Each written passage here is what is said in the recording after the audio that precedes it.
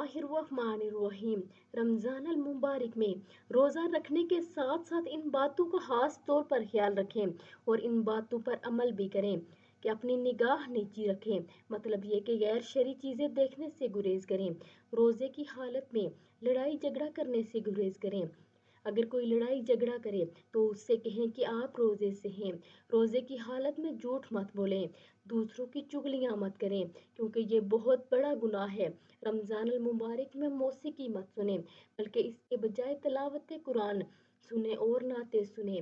फजूल सरगर्मियों में अपना वक्त ज़ाया मत करें, क्योंकि इस मुबारक महीने का एक एक लम्हा बरकत वाला है। रोज़े की हालत में हर गुनाह से बचने की कोशिश करें। रोज़ाना तलावत को अपना मामूल बना लें, चाहे 15 ही मिनट क्यों ना हो। अल्लाह ताला से अपने गुनाहों की माफ़ी तलब करें और कसरत के साथ इस्तिग़फ़ार करें। दुरूद कसरत के साथ पढ़ें और कसरत से दुआ मांगें, क्योंकि ये बरकत और कबूलियत का महीना है। इस महीने में अपने आसपास के गरीब लोगों का खास तौर पर ख्याल रखें और सहरी और अफ्तारी में इनके खाने पीने का बंदोबस्त भी करें।